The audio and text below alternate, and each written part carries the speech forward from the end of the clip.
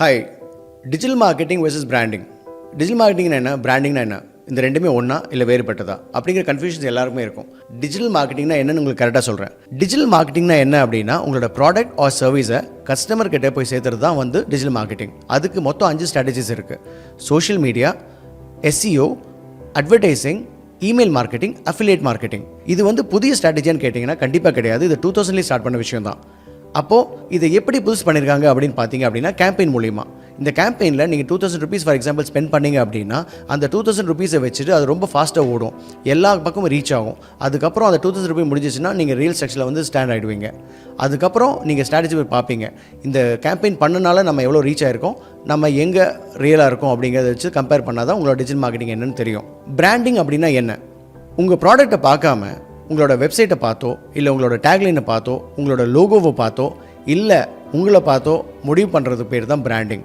இது ஓவர் நைட்டில் நடக்குமா, இல்லை ஒரு வாரத்தில் நடக்குமா, இது கேம்பெயின் மூலிமா நடக்குமான்னா கண்டிப்பாக கிடையாதுங்க.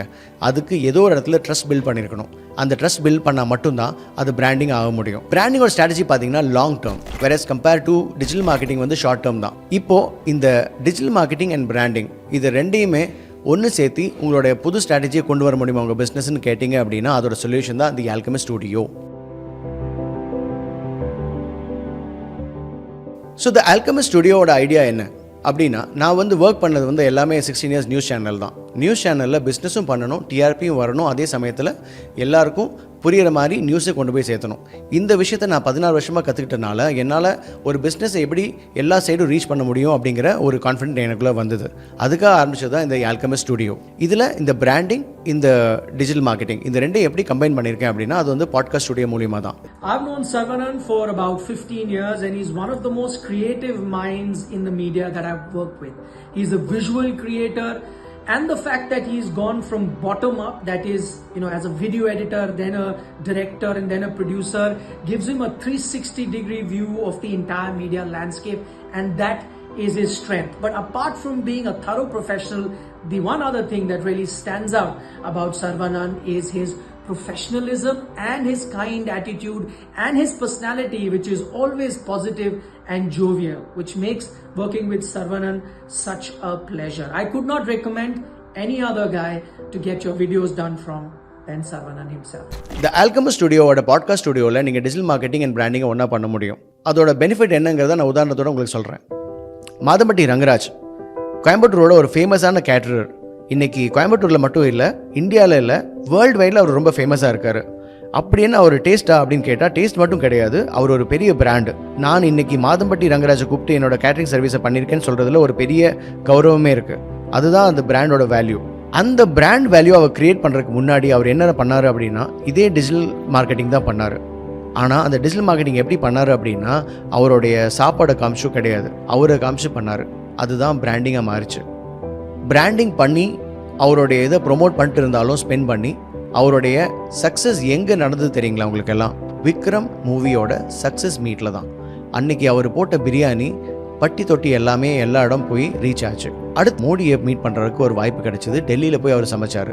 இன்றைக்கி பார்த்தீங்க அப்படின்னா வேர்ல்டு வைடில் அவர் போய் சமைச்சிட்ருக்காரு. அவரோட ரெஸ்டாரண்ட்ஸ் இன்றைக்கி யூஎஸ்லலாம் ஓப்பன் பண்ணிகிட்ருக்காங்க. அந்த அளவுக்கு அவர் ஃபேமஸ் ஆகிட்டார். இதுக்கு எல்லாத்துக்கும் காரணம் அவர் போட்ட முயற்சி டிஜிட்டல் மார்க்கெட்டிங் மட்டும் இல்லாமல் பிராண்ட் பண்ணுறதுலையும் தான். என்னடா ஒரு கேட்டர் தானே நாம் ஏன் நம்மளை பிராண்ட் பண்ணிக்கணும் அப்படின்னு நினச்சிருந்தாருன்னா இந்த அளவுக்கு அவரால் ரீச் ஆகிருக்க முடியாது. ஓகே, இப்போ இதே மாதிரி நானும் ஒரு ஸ்டார்ட் அப் பண்ணியிருக்கேன், இல்லை நான் ஆல்ரெடி எஸ்டாப்ளிஷ் கம்பெனி தான் வச்சுருக்கேன், என்னால் எப்படி பிராண்டிங் பண்ணிக்க முடியும் அப்படிங்கிறது கேட்டிங்க அப்படின்னா, ரொம்ப சிம்பிளாக ஒரு 3 எக்ஸாம்பிள் உங்களுக்கு காட்டுறேன். நம்முடைய நாட்டினுடைய வளம் நம்மளுக்கே தெரியாது இருக்குது. நாம் அதையெல்லாம் விட்டுட்டு ஏதோ வெஸ்டர்ன் கல்ச்சர் இருக்கிறத மிகப்பெரிய கலாச்சாரம், வெஸ்டர்ன் கல்ச்சர் இருக்கிற பிராண்டு தான் மிகப்பெரிய பிராண்டு அப்படின்னு நம்மகிட்ட ஒரு மாயை தோட்டத்தை இன்னைக்கு மக்கள்கிட்ட வந்து சேர்ந்ததுனால எல்லாமே அது பின்னாடி போக ஆரம்பிச்சிட்டாங்க. உங்கள் வீடு இல்லை ஆஃபீஸுடைய இன்டீரியர் ஒர்க்ஸை எப்படி பிளான் பண்ணுறதுன்னு உங்களுக்கு கன்ஃபியூஷனாக இருக்கா? நான் சொல்கிற இந்த 5 பாயிண்ட்ஸை நோட் பண்ணிக்கோங்க. க்ராப் டாப் எல்லாம் லோ பட்ஜெட்டில் தேடிட்டு இருக்கீங்களா? இதுதான் கரெக்டான டைம். தீபாவளிக்கு நாங்கள் க்ராப் டாப் எல்லாம் ரொம்ப லோ ரேட்டில் கொடுத்துட்ருக்கோம். ஸோ ஓகே, இப்போ இந்த 3 ரீலை பார்த்தீங்க இல்லைங்களா? இந்த 3 ரீலுமே 3 வகையான பிராண்டிங்கை பிரதிபலிக்குது. ஒன்று எமோஷனல் பிராண்டிங். ராம்ராஜ் ஓனர் என்ன சொல்கிறாருன்னா, கலாச்சாரத்தை பற்றி பேசி அதை அப்படியே கனெக்ட் பண்ணி அவர் பிராண்டிங்கை காட்டுறாரு ராம்ராஜுங்கிறத. ரெண்டாவது ஃபாசில், அவர் என்ன பண்ணுறாரு அப்படின்னா, இன்டீரியர் எங்ககிட்ட வாங்குங்கன்னு சொல்ல கிடையாது. அவர் என்ன சொல்ல வர்றாரு, இந்த மாதிரி 5 விஷயத்தை ஞாபகம் வச்சுக்கோங்க அப்படின்னு தான் சொல்கிறாரு. அதுக்கு பேர் தான் indirect marketing, indirect branding. So மூணாவது வந்து சுகன்யா மேம். அவங்க என்ன பண்ணாங்க பார்த்தீங்க அப்படின்னா டைரக்ட் மார்க்கெட்டிங்கில் போயிட்டாங்க. ஏன்னா தீபாவளி சேலில் இருக்கனால அவங்ககிட்ட டைம் கிடையாது அவங்கள பில் பண்ணுறதுக்கு பிராண்டு.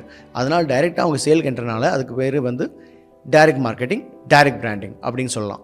இந்த மூணில் நீங்கள் எதை சூஸ் பண்ணுறீங்க அப்படிங்கிறத நீங்கள் தான் தெளிவாக முடிவு பண்ணணும். இப்போது நீங்கள் உங்கள் டிஜிட்டல் மார்க்கெட்டிங் பர்சன் கிட்ட போகிறீங்க, பிராண்டிங் கம்பெனி கிட்ட போகிறீங்க அப்படின்னா நீங்கள் சொல்ல வேண்டிய உங்களுக்கு உங்கள் மைண்டில் நீங்கள் எடுத்துக்கொள்ள வேண்டிய விஷயம் என்ன அப்படின்னா நம்ம இந்த மூணில் எதை தான் பண்ண போகிறோம் அப்படிங்கிறது தான். ஒரு டிஜிட்டல் மார்க்கெட்டிங் கம்பெனியோ இல்லை பிராண்டிங் கம்பெனியோ நீங்கள் சூஸ் பண்ணிட்டீங்க. How to make use of digital marketing company, branding company அப்படிங்கிறத நீங்கள் பார்த்துக்கணும். பெப்சி, கொக்கோகோலா இவங்கெல்லாம் பார்த்தீங்கன்னா டிவியில், தியேட்டர்ஸில் இந்த மாதிரி நிறைய எக்ஸ்பென்சிவாக அவங்க ஸ்பெண்ட் பண்ணுவாங்க. அந்த அளவுக்கு உங்களால் ஸ்பெண்ட் பண்ண முடியுமா அப்படிங்கிறத நீங்கள் ஃபஸ்ட்டு கொஸ்டின் மார்க்காக வச்சுக்கோங்க. அது முடியல அப்படின்னா ரெண்டாவதாக நீங்கள் சூஸ் பண்ணுறது டிஜிட்டல் மார்க்கெட்டிங் பிளாட்ஃபார்மாக தான் இருக்கும், பிராண்டிங் பிளாட்ஃபார்மாக தான் இருக்கும். அப்போது அவங்கக்கிட்ட ஒரு ப்ராடக்டை நீங்கள் எப்படியெல்லாம் அவங்கக்கிட்ட யூட்டிலைஸ் பண்ண முடியும் அப்படிங்கிறத நீங்கள் தெளிவாக பார்த்துக்கணும். உதாரணத்துக்கு நீங்கள் உங்களை பிராண்ட் பண்ணணும், அது கூட சேர்ந்து என்னோடய ப்ராடக்ட்டும் வளரணும். ப்ராடக்ட் வளர்ந்தால் ஆட்டோமேட்டிக்காக பிஸ்னஸ் ஒன் சைடு போயிட்டுருக்கோம், நீங்கள் இன்னொரு சைடில் பிராண்டிங்காக டெவலப் ஆகிட்ருப்பீங்க. இதை மைண்டில் வச்சு தான் பண்ணணும். இதே ஒரு கேஸ் ஸ்டடியாக வச்சு தான் நாங்கள் ஒரு கிளைண்ட்டுக்கிட்ட போகும்போது அவங்களோட ரெக்குயர்மெண்ட் இருந்துச்சுன்னா கார்டன் ஹோஸ் அப்படிங்கிற ஒரு ப்ராடக்டை சேல் பண்ணணும் அப்படின்னு சொன்னாங்க, அதோட மார்க்கெட் பண்ணணும்னு சொன்னாங்க. அதுக்காக நாங்கள் பிராண்டிங் அண்ட் டிஜிட்டல் மார்க்கெட்டிங் இந்த ரெண்டையும் ஒன்றா கொண்டு வந்தோம். அது எப்படின்னு சொன்னால் அந்த கார்டன் ஹோஸ்க்கு ஒரு பெரிய டாக்குமெண்ட்ரியை நாங்கள் ரெடி பண்ணோம், இங்கிலீஷ்லேயும் தமிழ்லேயும். அந்த டாக்குமெண்ட்ரி எப்படி இருக்குன்னா எம்டி பேசுவாங்க, பார்ட்னர் பேசுவாங்க, மேனேஜர் பேசுவாங்க, டெஸ்டிமோனியல் இருக்கும். இப்படிப்பட்ட எல்லா விஷயத்தையும் ஒன்றா கொண்டு வந்து டாக்குமெண்ட்ரியாக பண்ணி அதை எல்லாம் ஸ்ப்ளிட் பண்ணி ரீல்ஸாகவும் கன்வெர்ட் பண்ணிட்டோம். ஒரு ப்ராடக்ட்டுக்கு இன்றைக்கி மார்க்கெட்டில் 2 டாக்குமெண்ட்ரி, இங்கிலீஷ், தமிழ், அது போக 8 ரீல், 16 ரீல், இது எல்லாமே ஒரு ப்ராடக்டாக சோஷியல் மீடியாவில் போய் உழுகும்போது என்னைக்காச்சும் கார்டன் ஹவுஸை பற்றி யார் தேடினாலும் அது ஆட்டோமேட்டிக்காக உங்களோட சர்ச்சில் வந்து விழுகும். அதில் யார் நீங்கள் டைரெக்டாக பார்ப்பீங்கன்னா எம்டியை பார்ப்பீங்க, அந்த ப்ராடக்டோட வெரிஃபிகேஷன்ஸ் பார்ப்பீங்க. இதெல்லாம் பார்க்கும்போது பிராண்டிங் அண்ட் டிஜிட்டல் மார்க்கெட்டிங் இது ரெண்டும் ஒன்றா டெவலப் ஆகுது. ஸோ இதை மைண்டில் வச்சுட்டு தான் நீங்கள் டிஜிட்டல் மார்க்கெட்டிங்கை இல்லைனா பிராண்டிங்கை நீங்கள் பிளான் பண்ணணும். நான் முதலே சொன்ன மாதிரி டிஜிட்டல் மார்க்கெட்டிங் அண்ட் பிராண்டிங்கில் ஒரு பெரிய வித்தியாசம் கொண்டு வரணுங்கிற அவசியமே கிடையாது. நீங்கள் பிளான் பண்ணுறது தான். நான் வந்து ஒரு அமௌண்ட் கொடுத்துட்டேன், நீங்கள் போஸ்டர் போட்டுக்கோங்க, நீங்கள் லீடை கொடுங்க, நான் கையில் எடுத்து பார்த்துட்டு ஃபோன் பண்ணி பேசிக்கிறேன் அப்படின்னா அதில் ரிசல்ட் வருமானா வரலாம், வராமல் கூட போகலாம். ஏன் அப்படின்னா ஸ்பெண்ட் பண்ணுறீங்க பணம், அதில் தேவைப்படுறவங்க வரலாம், தேவைப்படாமல் வராமலும் கூட போகலாம். ஸோ நீங்கள் ஸ்டார்ட் பண்ணுறதே ப்ராப்பராக பிளான் பண்ணிக்கோங்க. பிராண்டிங்கும் பண்ணுங்கள், டிஜிட்டல் மார்க்கெட்டிங்கும் பண்ணுங்கள், உங்களே ப்ரொமோட் பண்ணுங்கள், உங்கள் கம்பெனியும் ப்ரொமோட் பண்ணுங்கள். நீங்கள் வளரும்போது கம்பெனி வளரும், கம்பெனி வளரும்போது நீங்கள் வளரும். இது ரெண்டுமே எல்லாமே ஒரே சைக்கிளாக கன்வெர்ட் பண்ணக்கூடிய இடம் தான் தி ஆல்கெமிஸ்ட் ஸ்டுடியோ.